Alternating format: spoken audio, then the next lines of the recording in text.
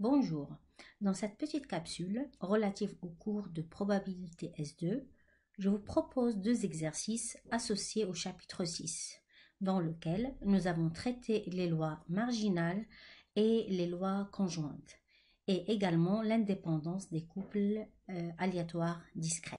Exercice 1. On lance 2 dés, soit T, la somme des points obtenus, X, le reste de la division de T par 2, et Y, le reste de la division de T par 5.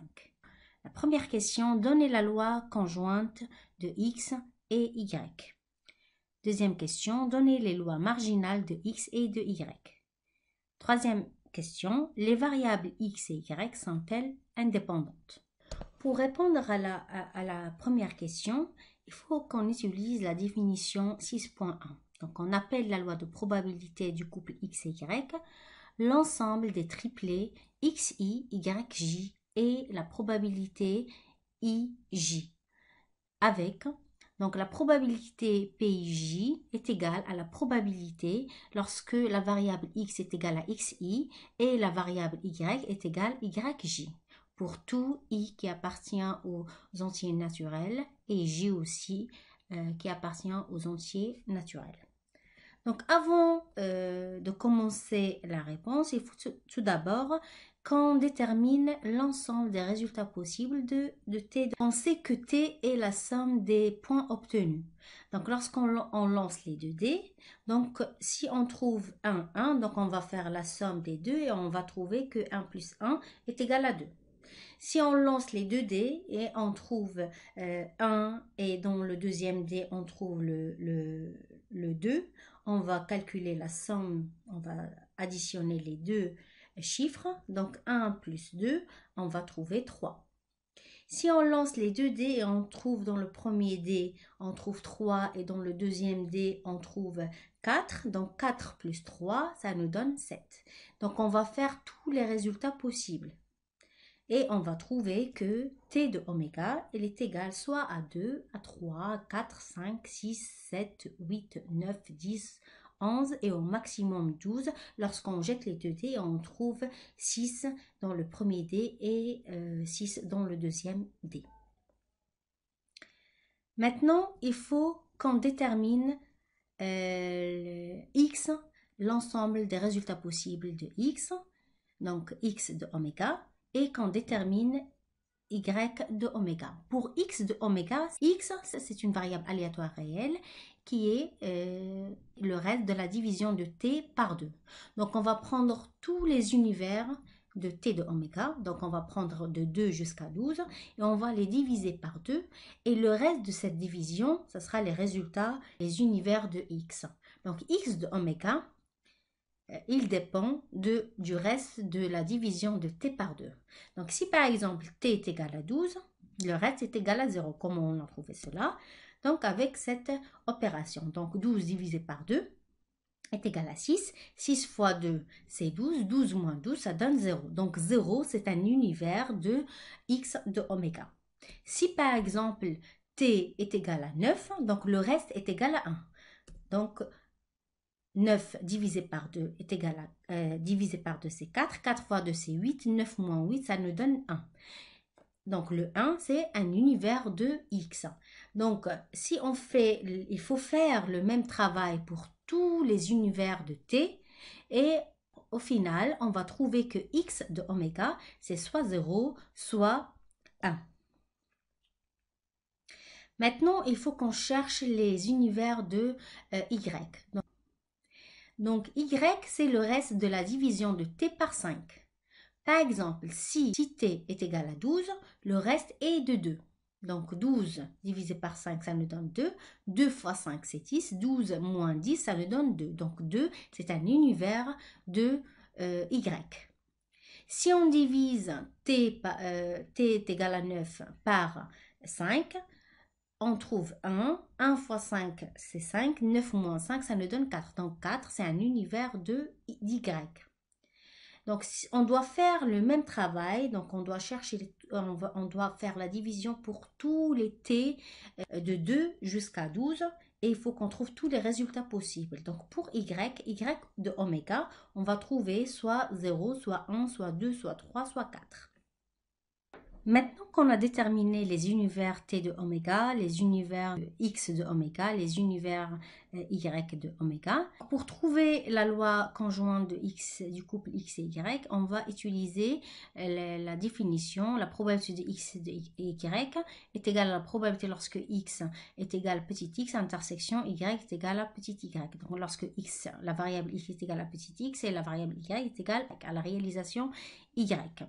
Donc pour t est égal à 2, le reste de la division de t par 2 est égal à 0, donc x est égal à 0, et le reste de la division de t divisé par 5 est égal à 2, donc y est égal à 2, avec la probabilité t de égal à 2 est égal à 1 sur 36, parce qu'on a un seul cas où t est égal à 2. Lorsqu'on lance les deux dés, on a 1 dans le premier dé et 1 dans le deuxième dé. Donc on a une seule solution et on la divise par le cardinal de oméga de t qui est égal à 36 parce qu'on lance 2 dés, donc 6 à la puissance de 2. Donc 1 sur 36, c'est la probabilité que t est égal à 2. Pour t est égal à 3, dans ce cas-là, on a l'univers de x est égal à 1. Donc le reste de la division de t par 2 est égal à 1 et le reste de la division de t par 5 est égal à 3. Là, la probabilité de t est égale à 3 est égale à 2 sur 36. Comment on a trouvé 2 sur 36? En fait, on a deux solutions, deux possibilités. Lorsque t est égal à 3, donc soit le premier d est égal à 1 et le deuxième d est égal à 2, soit le premier d est égal à 2 et le deuxième d est égal à 1. Donc la somme des deux chiffres des d obtenus est 3. Donc on a deux solutions divisées par le cardinal de oméga qui est égal à 36. Pour t est égal à 4, on a l'univers de x doit être égal à 0 et pour y, il doit être égal à 4. Donc la probabilité de t est égale à 4, c'est 3 sur 36. On a trois possibilités d'avoir t est égal à 4. Donc soit 1 plus 3, soit 3 plus 1, soit 2 plus 2. Et on le divise par le cardinal de oméga qui est égal à 36. Pour t est égal à 5, on a x est égal à 1 et y est égal à 0, avec la probabilité de t est égal à 5 est égal à 4 sur 36, donc 4 résultats divisés par le cardinal de oméga. Pour t est égal à 6, on a x est égal à 0 et y est égal à 1. Donc la probabilité de t est égale à 6, c'est 5 sur 36, donc on a 5 résultats parmi 36 résultats. Pour t est égal à 7, dans ce cas-là, on a x est égal à 1 et y est égal à 2. Donc avec la probabilité de t est égal à 7, on a 6 résultats possibles divisés par 36. Donc 6 divisé par 36, c'est la probabilité d'avoir t est égal à 7. Pour t est égal à 9, on a x est égal à 0. Donc lorsqu'on divise t qui est égal à 8 par 2, le reste de la division est égal à 0. Et lorsqu'on divise t est égal à 8 par 5, le reste de la division c'est 3. Donc la probabilité de t est égale à 8, on a 5 sur 36. Donc on a 5 possibilités d'avoir t est égal à 8 et on divise cela par le cardinal de oméga, c'est 6 à la puissance 2 puisqu'on jette 2 dés. Pour t est égal à 9, on a x est égal à 1 et y est égal à 4. Donc avec une probabilité de t est égal à 9 qui est égale à 4 sur 36. Pour t est égal à 10, on a x est égal à 0 et y est égal à 0 aussi. Avec la probabilité de t est égal à 10, 3 sur 36. Pour t est égal à 11, on a x est égal à 1 et y est égal à 1. Donc avec une probabilité de t est égal à 11 qui est égale à 2 sur 36. Et à la fin, on a pour t est égal à 12. Dans ce cas-là, on a x est égal à 0 et y est égal à 2. La probabilité de t est égale à 12, c'est juste, on a juste une seule possibilité qui est égale lorsque t est égal à 12. Donc lorsque on a dans les deux dés, on trouve 6, 6. Donc 6 plus 6 est égal à 12. Donc on a une solution divisée par les 36 solutions possibles. Donc 1 sur 36. Maintenant qu'on a déterminé cela, ça va être facile pour nous de calculer les probabilités, la probabilité conjointe du couple X et Y. Donc on a dit que pour X de oméga c'est 0,1 et pour Y de oméga ça varie de 0 jusqu'à 4. Donc pour la probabilité lorsque X est égal à 0 et Y est égal à 0, donc il faut qu'on revienne dans le calcul précédent et voir quand est-ce que X est égal, quand est-ce que X et Y est égal, les deux sont égales à 0.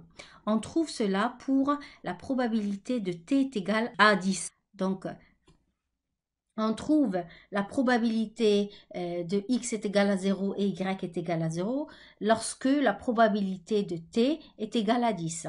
Donc, dans ce cas-là, la probabilité lorsque X est égal à 0 et Y est égal à 0, c'est 3 sur 36. Pour la probabilité de 0,1, c'est lorsque on cherche quand est-ce qu'on a X est égal à 0 et Y est égal à 1. Le cas où X est égal à 0 et Y est égal à 1, c'est le cas où T est égal à 6. Dans ce cas-là, la probabilité de 0,1 n'est rien d'autre que la probabilité lorsque T est égal à 6, donc 5 sur 36. La probabilité 0,2, c'est la probabilité lorsque X est égal à 0 et Y est égal à 2. Dans ce cas-là, on a deux possibilités. C'est le cas de T est égal à 2 et le cas de T est égal à 12. Donc, il faut qu'on additionne les deux probabilités. Ça nous donne 1 sur 36 plus 1 sur 36, ce qui nous donne 2 sur 36. Pour la probabilité lorsque X est égal à 0 et Y est égal à 3, on cherche le cas où X est égal à 0 et Y est égal à 3. Dans ce cas-là, c'est le cas où T est égal à 8. Donc, la probabilité de T est égale à 8, c'est 5 sur 36. Pour la probabilité lorsque X est égal à 0 et Y est égal à 4, c'est la probabilité lorsque T est égal à 4. Dans ce cas-là, elle est égale à 3 sur 36.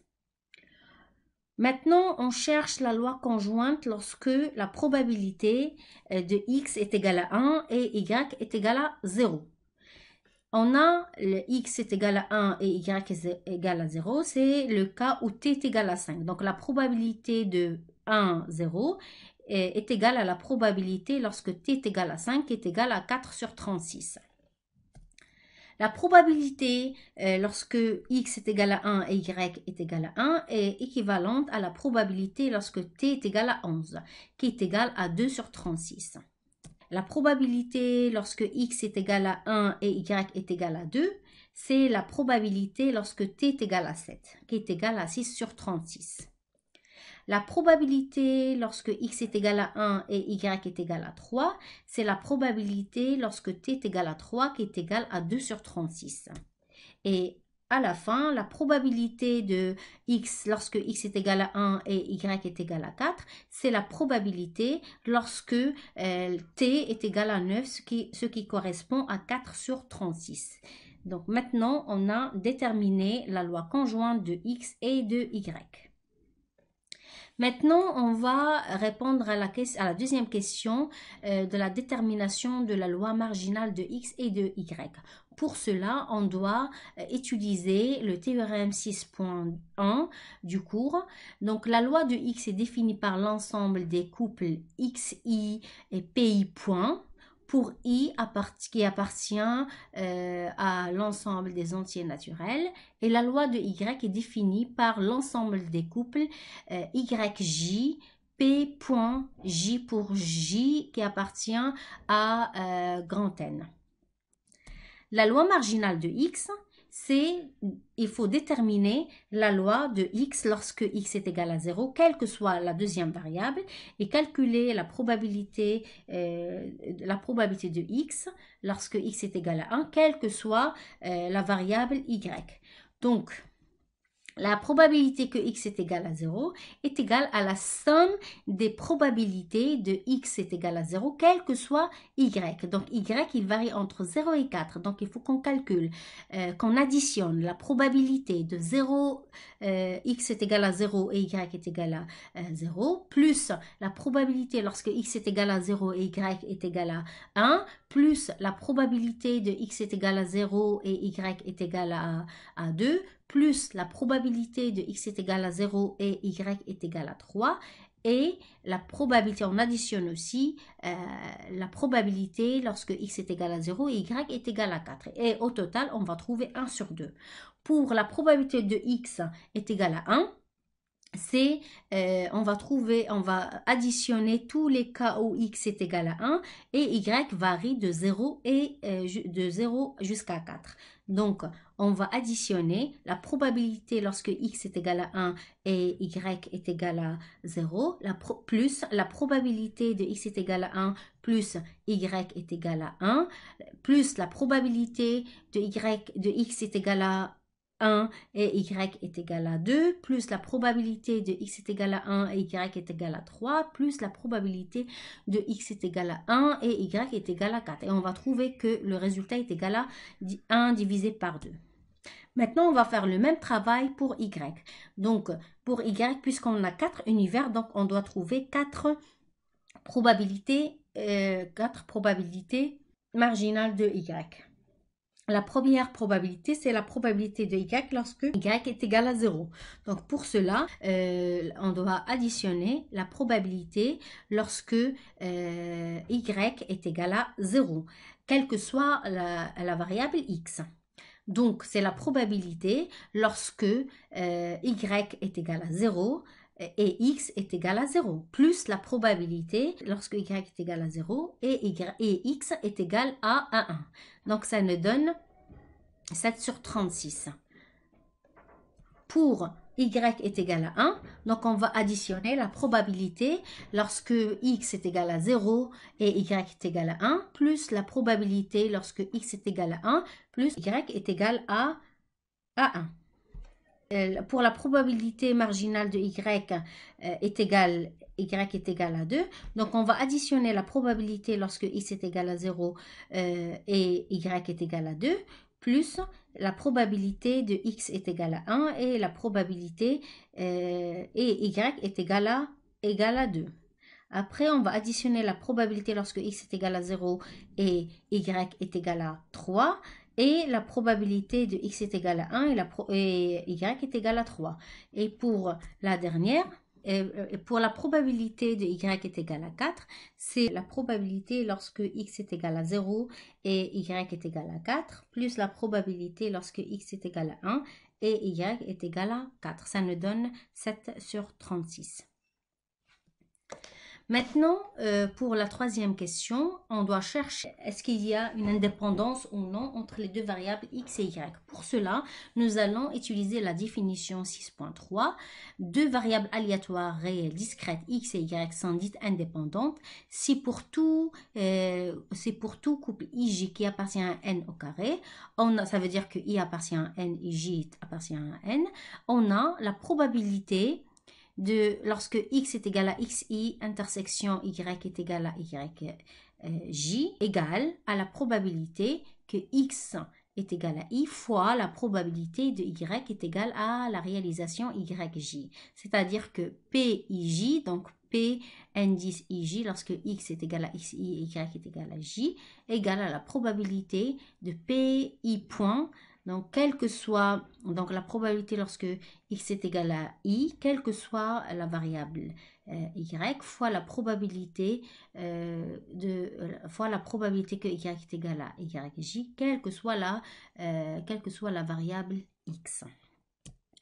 Donc, on doit calculer, donc on a déjà calculé ces probabilités, donc on a pour la probabilité de x est égal à 0, intersection y est égal à 0, c'est la probabilité lorsque x est égal à 0 et y est égal à 0.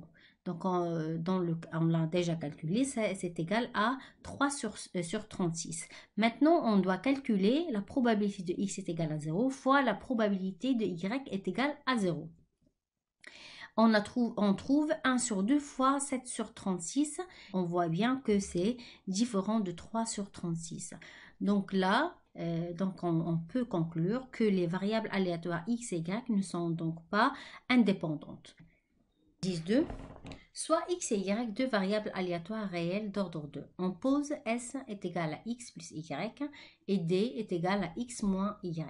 Première question, montrez que si S et D sont indépendantes, alors la variance X est égale à la variance de Y. Deuxième question, on suppose que X et Y sont indépendantes de même loi d'équiprobabilité sur l'ensemble de 1 jusqu'à 3. Donc 1, 2, 3. C'est-à-dire que X de oméga est égal à 1, 2, 3 et Y de oméga est égal à 1, 2, 3. Question A, montrer que la variance de x est égale à la variance de y. Deuxième question, la question B, déterminer les lois de S et D. Est-ce que les variables S et D sont-elles indépendantes? Donc, pour répondre à la première question, on va utiliser la propriété 6.4. Si x et y sont indépendantes, alors l'espérance de x fois y est égale à l'espérance de x fois l'espérance de y. Si S et D sont indépendantes, alors on a l'espérance de S fois D est égale à l'espérance de S fois l'espérance de D. Or, S fois D n'est rien d'autre que X plus Y fois X moins Y, ce qui nous donne un X au carré moins Y au carré. Et alors, on aura l'espérance de S fois D est égale à l'espérance de X au carré moins l'espérance de Y au carré. Et on a aussi dans l'espérance de S fois l'espérance de D n'est rien d'autre que l'espérance de X plus l'espérance de Y fois l'espérance de X moins l'espérance de Y. Donc l'espérance au carré de X moins l'espérance au carré de Y. Maintenant, puisque S et D sont indépendantes, donc on peut égaliser ces deux-là. Ce qui nous donne l'espérance au carré de X moins l'espérance au carré de y est égal à l'espérance de x au carré moins l'espérance de y au carré. Maintenant, on peut regrouper les x ensemble et les y ensemble. Donc, ce qui nous donne l'espérance de x au carré moins l'espérance au carré de x qui est égal à l'espérance de y au carré moins l'espérance au carré de y. Donc, la première partie n'est rien d'autre que la variance de x et la deuxième partie n'est rien d'autre que la variance de y. Maintenant, la deuxième question. Par définition, on a les deux variables x et y suivent la loi d'équiprobabilité sur l'ensemble de 1 jusqu'à 3. Donc, on a x de oméga c'est 1, 2, 3 et x et y de oméga c'est 1, 2, 3. Et puisque les deux suivent la même définition, la même loi de probabilité, l'équiprobabilité, ça veut dire qu'on a, on a la même chance d'avoir le 1, la même chance d'avoir le 2, la même chance d'avoir le 3. Donc chaque univers a une probabilité de 1 sur 3. Donc la probabilité d'avoir le x est égale à 1 est égale à la probabilité d'avoir x est égale à 2 est égale à la probabilité de x est égale à 3 qui est égale à 1 sur 3. La même chose pour y. La probabilité d'avoir y est égale à 1, c'est la probabilité d'avoir y est égale à 2, c'est la même probabilité lorsque y est égal à 3 qui est égal à 1 sur 3. Donc, en guise de réponse à la première question, est-ce que montrer que la variance de x est égale à la variance de y? Donc, les deux variances, elles sont égales puisqu'elles suivent la même loi d'équiprobabilité. Maintenant, la deuxième question. Donc, on a le S de oméga et D de oméga. S de oméga, c'est il faut calculer tous les cas possibles entre X et Y. On sait que X, c'est 1, 2, 3 et Y, c'est 1, 2, 3. Donc, il faut calculer tous les cas possibles pour S. Donc, on a 1 plus 1, 1 plus 2, 1 plus 3. Après, on a 2 plus 1, 2 plus 2, 2 plus 3. Et après, on a 3 plus 3, 3 plus 2. Et il faut, jusqu'à ce qu'on trouve tous les univers en répétition. Donc, 2, 3, 4, 5 et 6. Pour d de oméga, c'est la différence entre x et y. Donc, on peut avoir des valeurs qui sont négatives lorsque x est inférieur à y. Et on trouve moins 2, moins 1, 0, 1 et 2. Donc, pour S, c'est X plus Y. Donc, on va, à partir de la loi conjointe de X et Y, on va trouver la loi de S. Donc, lorsque S est égal à 2, on a la probabilité que S est égal à 2. C'est le cas de la probabilité lorsque X est égal à 1 et Y est égal à 1. La probabilité de X est égal à 1, c'est 1 sur 3 fois la probabilité de y est égale à 1 qui est égale à 1 sur 3. Donc 1 sur 3 fois 1 sur 3, ça nous donne 1 sur 9. La probabilité que S est égal à 3, c'est, et on a deux cas, donc il faut additionner les deux cas. C'est la probabilité lorsque X est égal à 1 et Y est égal à 2. Donc là, c'est 1 sur 9, plus la probabilité lorsque X est égal à 2 et Y est égal à 1, qui est égal à 1 sur 9. Donc, ça nous donne 2 sur 9. Maintenant, pour la probabilité que S est égal à 4, c'est trois possibilités. C'est la probabilité lorsque X est égal à 1 et Y est égal à 3, plus la probabilité lorsque X est égal à 2 et Y est égal à 2, plus la probabilité lorsque X est égal à 3 et Y est égal à 1. Donc, la somme de ces probabilités, c'est 3 sur 9. Donc, 1 sur 9 plus 1 sur 9 plus 1 sur 9. Maintenant, la probabilité lorsque S est égal à 5. On a deux cas. C'est la probabilité lorsque X est égal à 2 et Y est égal à 3, plus la probabilité lorsque X est égal à 3 et Y est égal à 2, ce qui nous donne un 2 sur 9. Pour S est égal à 6, c'est un seul cas, c'est la probabilité lorsque X est égal à 3 et Y est égal à 3, ce qui nous donne un 1 sur 9. Maintenant, passons à la loi de D. Donc, la loi de D, il faut qu'on cherche la loi, la probabilité lorsque D est égal à moins 2, la probabilité lorsque D est égal à moins 1, la probabilité de D est égal, lorsque D est égal à 0, la probabilité lorsque D est égal à 1 et la probabilité lorsque D est égal à 2. Donc, la probabilité lorsque D est égal à moins 2, c'est la probabilité lorsque X est égal à 1 et Y est égal à 3, ce qui nous donne un 1 sur 9. La probabilité de D est égale à moins 1, c'est la probabilité lorsque X est égal à 1 et Y est égal à 2, plus la probabilité de lorsque X est égal à 2 et Y est égal à 3, ce qui nous donne un 2 sur 9. La probabilité de D est égale à 0, c'est la probabilité, on a trois possibilités. La probabilité lorsque X est égal à 1 et Y est égal à 1, plus la probabilité lorsque X est égal à 2 et Y est égal à 2, plus la probabilité lorsque X est égal à 3 et Y est égal à 3. La somme de ces trois probabilités nous donne 3 sur 9. La probabilité que D est égal à 1, c'est la probabilité lorsque X est égal à 2 et Y est égal à 1, plus la probabilité lorsque X est égal à 3 et Y est égal à 2, ce qui nous donne un 2 sur 9. Maintenant, la probabilité lorsque T est égal à 2, c'est un seul cas lorsque X est égal à 3 et Y est égal à 1. Donc, la probabilité lorsque X est égal à 3 et Y est égal à 1, c'est 1 sur 9. Maintenant, on va passer à la dernière question. Est-ce que les variables S et D sont indépendantes? Pour vérifier l'indépendance des variables S et D, donc on a la probabilité que S est égal à 4, intersection T est égal à 1, est égale à la probabilité lorsque X est égal à 5 demi, intersection Y est égal à 3 sur 2. D'où vient 5 sur 2 et d'où vient 3 sur 2? Pour trouver cela, il faut juste résoudre le système d'équation.